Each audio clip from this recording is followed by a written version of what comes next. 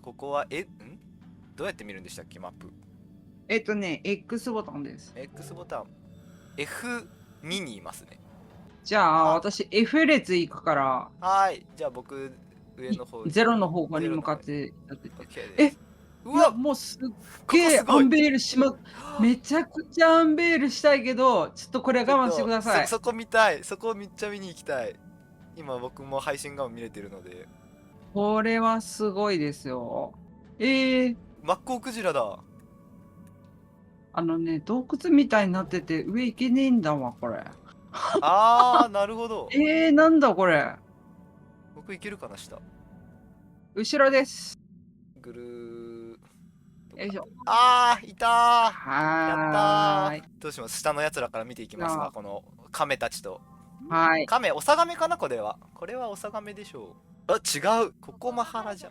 オサガメの中でも得意なやつか。この赤いやつはオサガメの中でも特殊なやつです。で、このオサガメは、世界最大のウミガメですね。一応日本でも漁師さんとかが時々見ることがあるらしくて、日本近うんうん海まではうん。一応来るみたいです。南西諸島とかの方だと。えー、ここ、なんかカジキみたいなのもいる、こっち。カジキ。カジキマグロって言われますけど、マグロの仲間とは全く関係ないっていうカジキですね。メカジキだ。そうなの？はい、全然分類的には全然マグロとは違います。まあ、カジキって言ってるしな。そうですね。あれ、なんでカジキマグロのマグロがついてんの？あれは単純に身の味が何でしょう、マグロに似てるからっていう理由だけだったと思います。詐欺じゃん。詐欺です。許さない。マンボウいる。フグの仲間ですね、マンボウは。えー、そうなの？こんななりしてフグです。マンボウ。モラモラなんていう学名なんだ。すげえかわいい。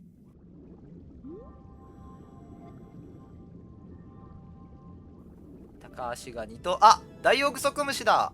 これはダンゴムシの仲間です。食べたらすごいなんかバリバリした食感と、なんとも言えない甲殻類の味がします。ちなみにダイオウグソクムシが一番大きいやつですけど、普通にグソクムシっていう名前のやつも全然いまして、僕が食べたのはそれですね。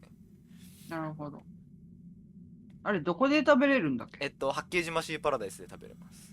えで、これゾウギンザメかな。ゾウギンザメですね。これなんだっけな、こいつちょっと見てみよう。サメの仲間ではないって書いてる。へえ。名前にサメと入っているが、サメの仲間ではない。これもしかしてあれか？デイブ・ザ・ダイバーに出てきたかも。マジですか。いや、全然多分結構有名なやつなんでいると思います。そうなんだ。アシダシーラカンス。生きた化石ことシーラカンスですね。もういろいろ間に合わないんだけど。それはオウムガイのアンモナイト。アンモナイト。化石種がいる。アンモナイトはちなみに何の仲間だと思いますか？貝。貝の仲間ではないです。えー、タコとかイカの仲間です。そうだわ。はい。お顔がそうだね。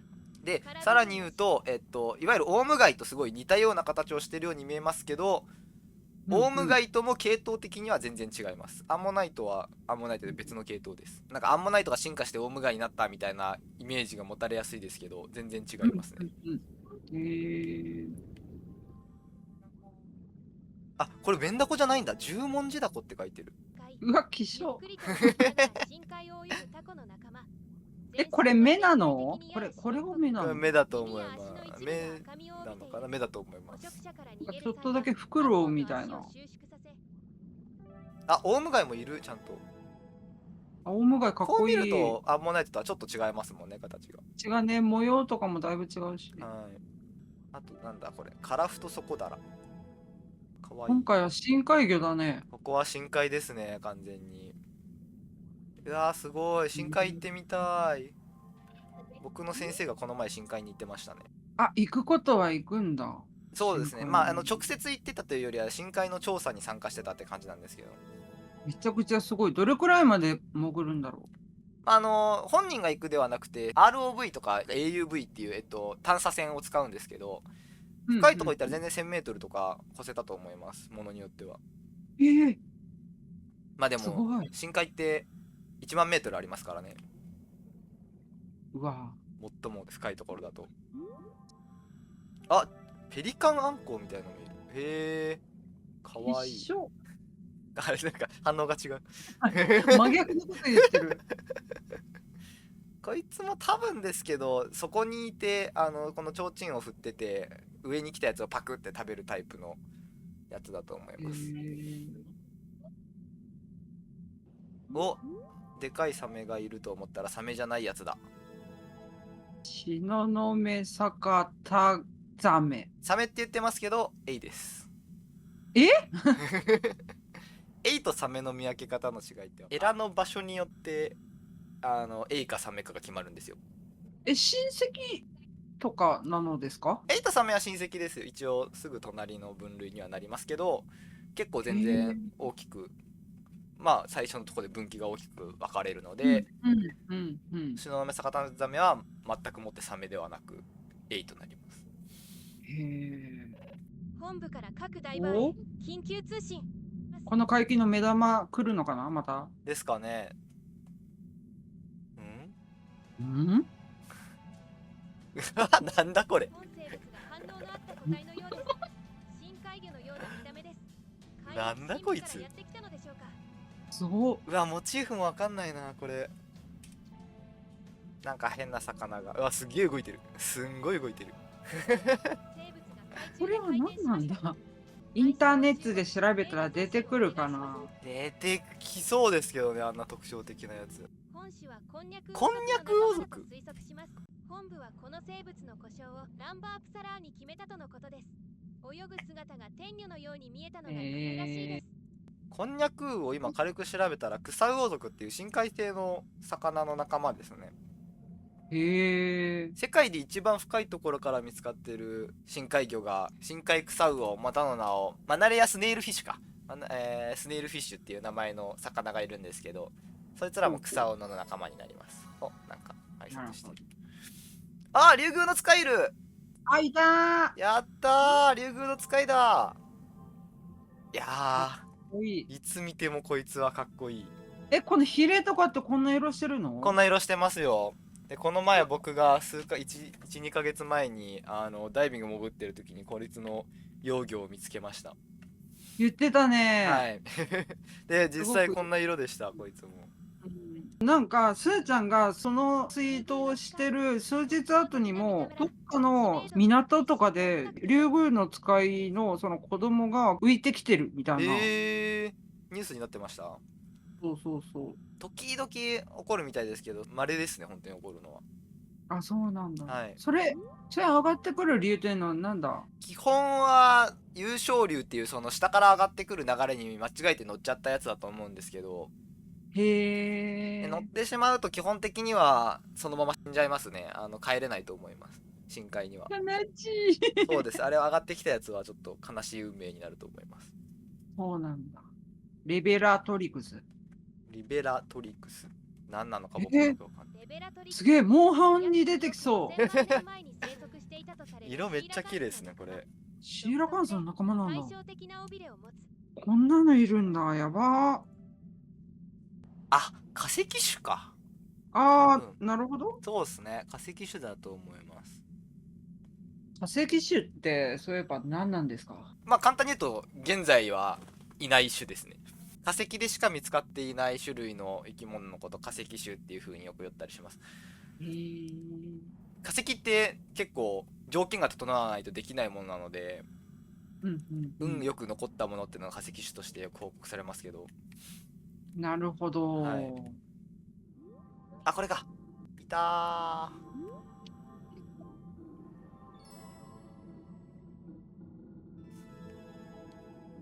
乙姫こんにゃくを。本海域のみに生息する得意な生物のうちの一体。めちゃくちゃ綺麗。特徴から乙姫こんにゃく魚の近縁種だと推測されているが、詳細は本部が調査中である。さあ、割と深海魚は見たかな。どうなんですかね。よいしょ。まだまだいそうな気がするけど。ここにいるのは天狗銀ザメ。これもゾウギンザメの仲間かな。あれ、私がデーブ・ザ・ダイバーで見たやつと違う。品しょい。もっとかっこよかったんだけどな。まあ結構あっちのデーブ・ザ・ダイバーの方でデフォルメされてる感じがありますもんね。あ、そうだよね。はい。深海行きたい。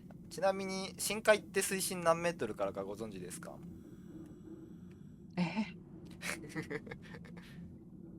ガチで当てたい。100。100。惜しいですね。答えは答えは200メートルからになります。全然欲しくないね。単位は合ってます。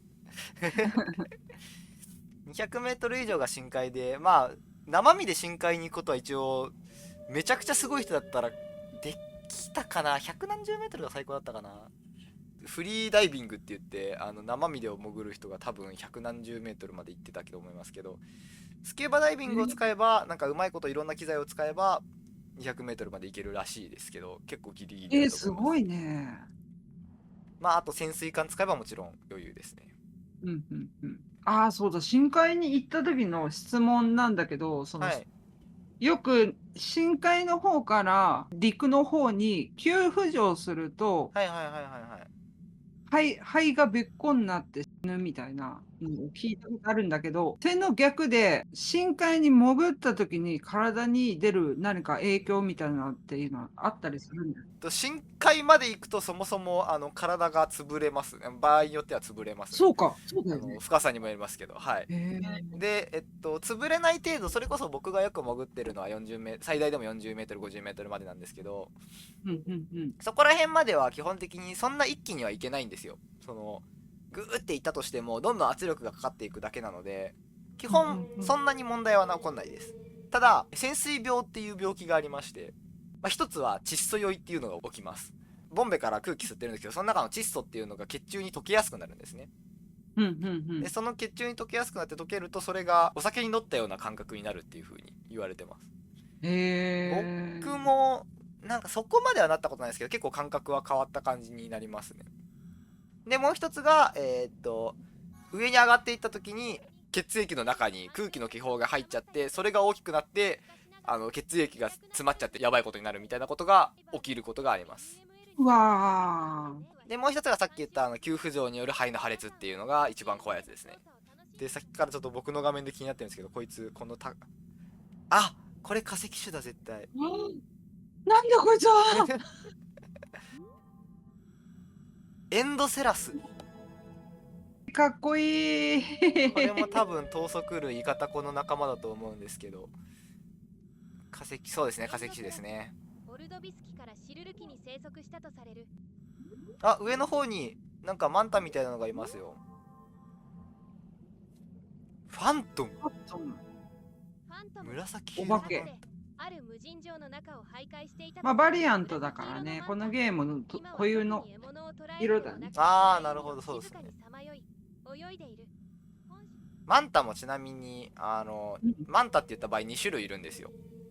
うんうんうん。南洋マンタっていうやつと、もう一個がオニイトマキエイか。おお。